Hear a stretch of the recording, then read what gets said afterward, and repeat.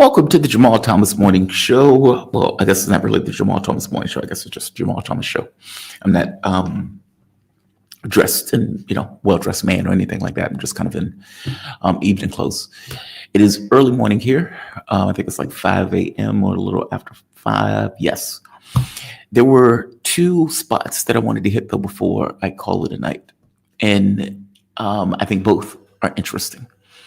I think both are interesting for different reasons, even though they're directly related to effectively the same issue.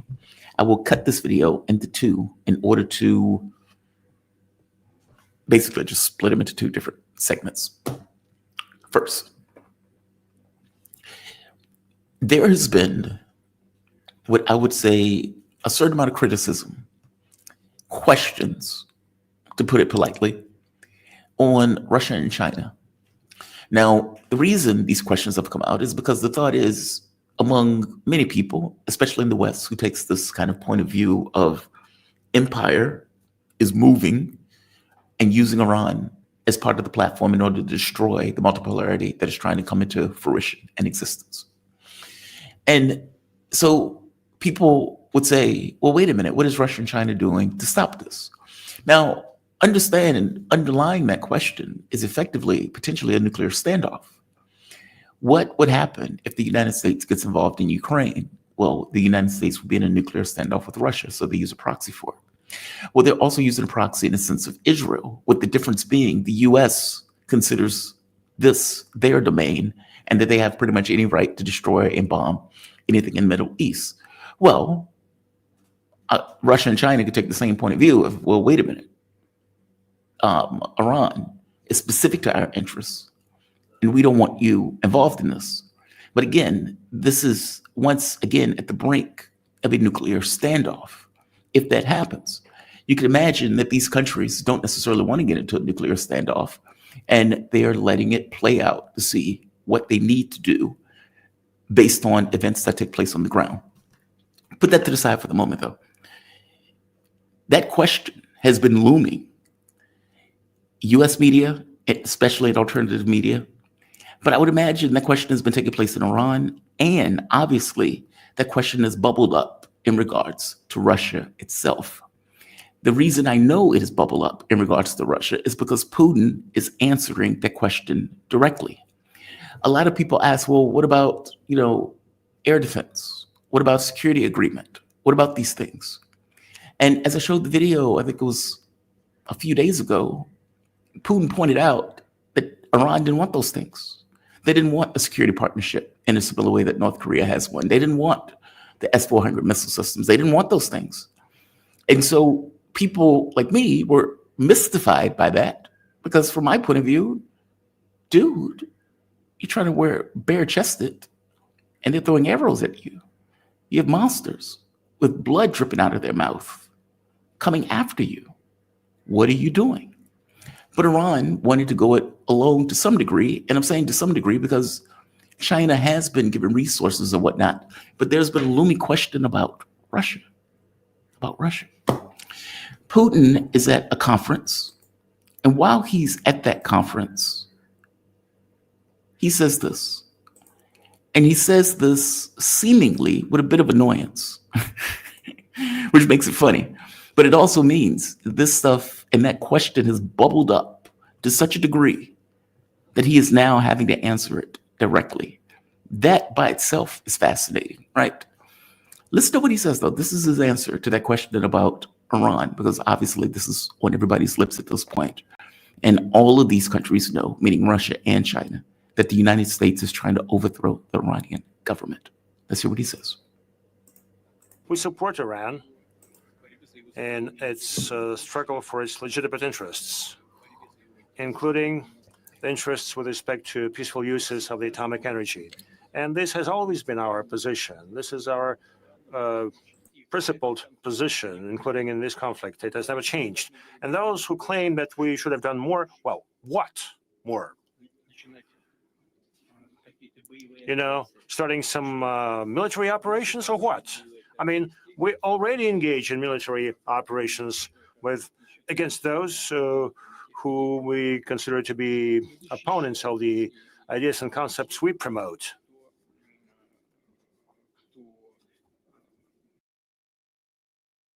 pause right there just for a moment. I want to pause right there just for a moment. I will let this play out in its entirety once again, but I want to stop there for a moment. The emphasis that was in the voice of the translator is on some level related to the emphasis that Putin was putting on that response. What do you want us to do? You people screaming about Russia, saying, oh my God, look at what's happening to Iran. Where's Russia? What do you want us to do? And he points out, we are already in a military conflict, and follow it up with the same people who are promoting a conflict in Iran and in the Middle East. We're fighting the same people. This is a war on multiple fronts. Iran is dealing with one front, we are dealing with another. That is fascinating, because what that means is, I think what is pretty obvious, is that they fully understand that this is an empire war, and that for all intents and purposes, their fight in Ukraine was pushed by the exact same people that is pushing the Middle East to the brink of oblivion. They get it. Now, they didn't say empire, but pointing out, we're fighting the US. We're fighting them in multiple locations. And no, we're not necessarily going to bring it up. We're not going to, scream about it. But all of you people that are screaming that we should get involved how? We're already involved. He is answering this directly. He's acknowledging the criticism that he's being hit with. He's annoyed on some level by the criticism he's being hit with. And that annoyance is being translated by the translator, and the way the translator is answering this very specific point about Iran. To double up on that, leaving the nuclear scientists in the nuclear facilities that Israel is intent on bombing is also him getting involved. All of these things is Russia getting directly involved. So, you have to see what this turns out to be before they can put their chips on the table and make a determination about what they need to do. The US hasn't attacked yet. Iran's military doctrine is that they would absorb an attack and respond to attack, that they're not going to be the aggressors. Okay. Once that happens, I don't think that Russia believes that the Iranian government is going to collapse, regardless of the intelligence, quote unquote, ironically named, that is being given to Donald Trump. So from their point of view, this is going to be a proxy war. We are going to help Iran fight back for their sovereignty. And we are going to see what this develops and how far the US is willing to go in this. But we are not going to put our chips on the table before we know what we need to actually wager. Stop screaming at us to get involved when you can't even articulate how we should get involved, and missing the point that we are already involved because we're fighting the same people.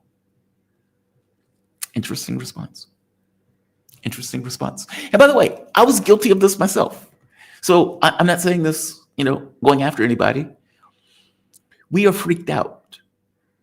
That's what it is.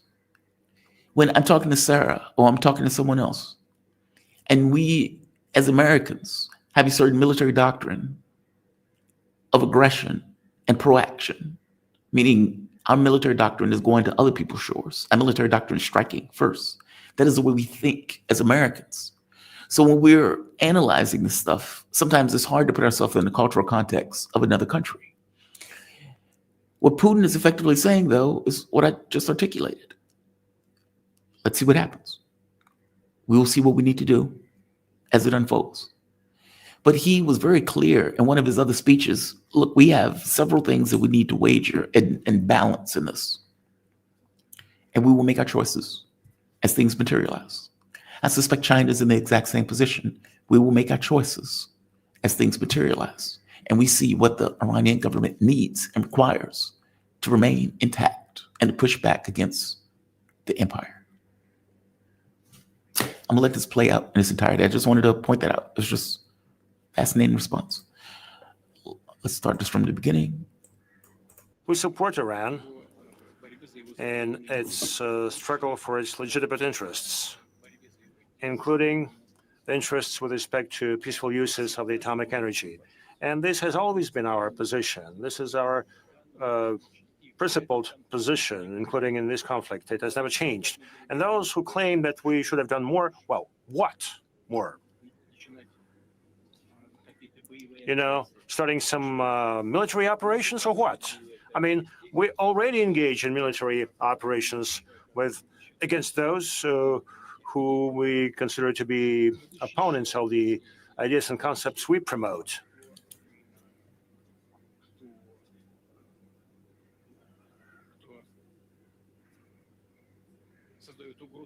And those who create threats for the Russian Federation. And those are basically the same forces, be it in Iran or, in the case of Russia, somewhere hiding behind the scene. These are not those who engage in actual combat, but we have some obligations, and we uphold Iran's right to peaceful nuclear energy, and not just with sheer words. Yeah. He says we have obligations. And that's not just with words. That is good to hear. That directly deals with the people screaming that Russia should get involved. His point is we are involved. We are involved. We are backing Iran in this. We are helping them in this. We will fulfill our obligations as we see it to Iran. Now, those may not necessarily be forces on the ground. It depends on the conflict, right? It depends on what this war turns out to be. But for all intents and purposes, Iran is remaining an independent actor in this. They're going to take the action that they think they need necessary in order to defend their sovereignty. Russia and China are going to back them in the defense of that sovereignty. I imagine Pakistan also. So we're stuck seeing how this unfolds. I think the thing that we need to realize, though, is this can be a direct, great power conflict. And it may be materializing in a very similar way as the First World War materialized, where Israel gets its blank check in the same way that Austria-Hungary got that blank check from Germany. And you get Iran trying to defend its sovereignty, where Serbia goes to Russia for help, when in this case, Iran is going to get help from Russia and China. Depending on how that unfolds, this could be terrifying. There's something else that Putin said in this that he acknowledges that, again, it's indicative that they actually get what's happening in a way that is not being explained in our media. Беспокоит. Говорю без всякой иронии, без шуток. Конечно, очень много конфликтного потенциала, он растет. Ну и у нас под носом, нас это касается напрямую. Конфликт, который мы переживаем на Украине, на этом направлении. То, что происходит на Ближнем Востоке. И, конечно, нас очень беспокоит то, что происходит вокруг ядерных объектов Ирана. Беспокоит. He said, we are very disturbed. He said, I say this without any irony. And he points out that these things, he said, we are directly related, not just in Ukraine, where we are involved, but also in the Middle East. He's pointing out that the concerns of Russia go beyond just Ukraine. Those concerns are also directly related to what is taking place in the Middle East, basically Iran right now, and this push by the United States to overthrow the Iranian government. He gets it. He understands it. I imagine China also gets to understand it. When they were having their phone call, this was the conversation that they were effectively having. So, look, the reality of it is all of the nerves, all of the concerns, the fact that we watched the genocide for all of this time, the fact that we watched Syria collapse, and now they finally got into the gates of Iran, and they're trying to effectively do the exact same thing to Iran. And we have feelings about that because the last thing we want is vampires to be able to go feeding on the blood of Iranians. We don't want Persians dying, a culture and a history that has been around for thousands of years, going up in smoke from bloodthirsty animals that are effectively trying to do to Iran what they've been able to do to Gaza, to the West Bank, to Lebanon, to Syria, and to Libya. So, yes, people who've been paying attention to this, if we are being a bit aggressive in the way that we talk about this conflict, it's not coming from a place of disregard. It's coming from the opposite place of concern. My point is, in pointing this out and pointing this video out, is that Putin does seem to get the gravity of what is taking place. And it seems, at the very least in what he is saying, and on some level, the fact that he's leaving those nuclear scientists in Iran, despite the fact that they're under threat and Iran is at war, that they are involved. They understand the gravity and the significance of Iran in regards to their own strategic interests in the region and in the global order. That's a good thing. That is a good thing. One last video. So earlier, again, people screaming, why doesn't Russia get more involved? Why doesn't Russia get more involved? This question once again came up, and he answered this about a week ago when people were screaming, well, what about the S-400s? What about the airplanes? What about? Listen to what he says here. Мы когда-то предлагали нашим иранским друзьям поработать в области системы ПВО. Ну, так большого интереса тогда партнеры не проявили, ну и все. Что касается договора, о котором мы сказали, о стратегическом партнерстве, там нет статей, связанных с оборонной сферой. Это второе. А третье, нас наши иранские друзья об этом и не просят. Our Iranian partners don't ask us for help.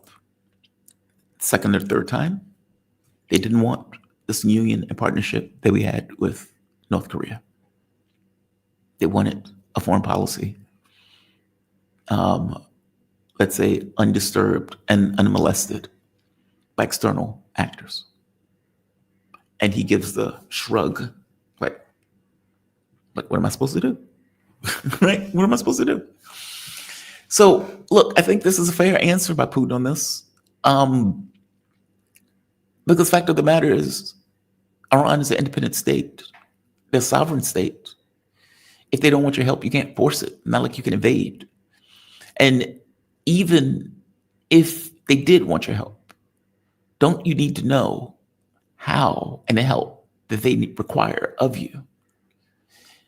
There's that. So we're stuck with watching this play out. We're stuck with Donald Trump edging for an attack. We're stuck with watching Israel get taken apart. Now, in the same way that much of Western media was reporting it as Ukraine is holding the line, Ukraine is doing great, Ukraine is creating a stalemate, none of that stuff was true. All of that stuff was nonsense. And they're doing something very similar with the issue of Israel, trying to claim and act as if Israel is kicking ass when Israel is out there screaming for America to immediately get involved within a few days because they were being taken apart. The reason that I've shown video after video after video is because I want to document the video evidence of them being taken apart. It is a country of 8 million people compared to a country of 80 or 90 million people. If you had equal damage being done, who do you think can tolerate it more? A country 3 times the size of Iraq or a country maybe the size of Rhode Island? Honestly, the answer is the resilience is going to be to Iran. Israel is nothing without the United States effectively giving it any and everything at its disposal. So let's just be clear on the context of things, the context of events.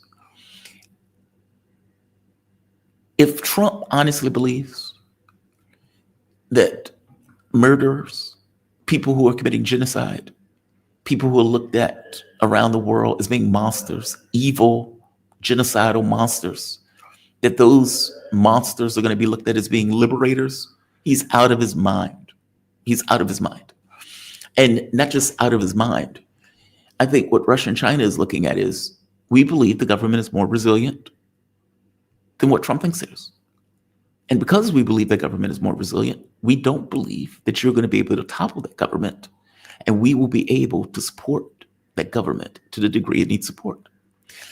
If that changes, And if it escalates where Iran does need further support in the sense of intervention, that question is going to be answered later, not in advance of anything occurring, especially when it seems that they are taking Israel apart piece by piece. So we will see how that unfolds.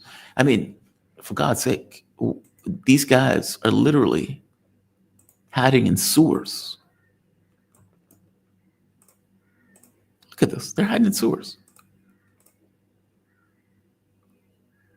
It's disgusting. Just disgusting. And of course, Iran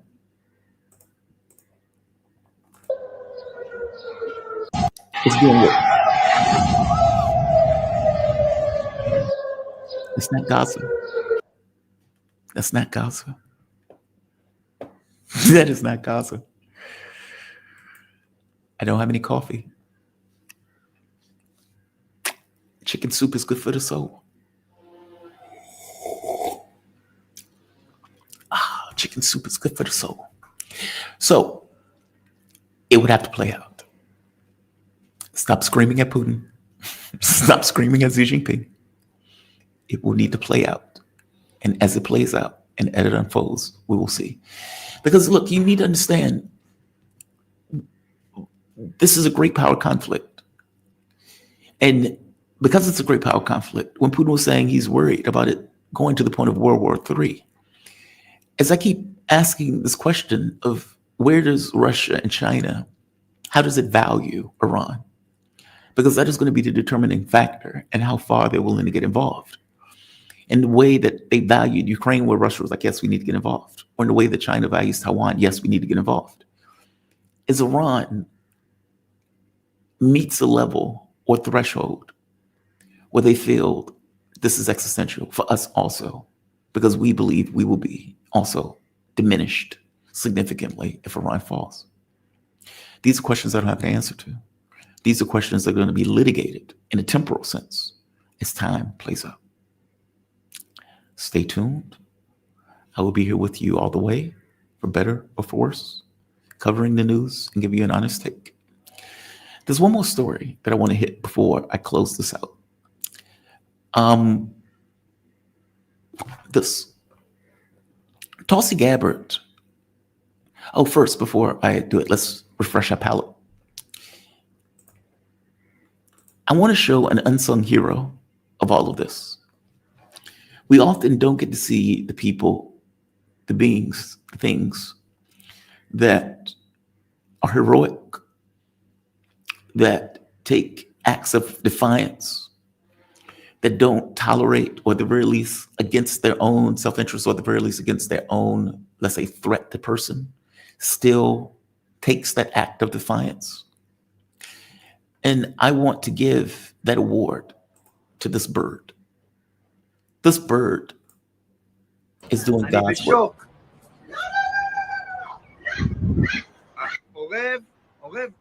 Brave, dignified, moral compass.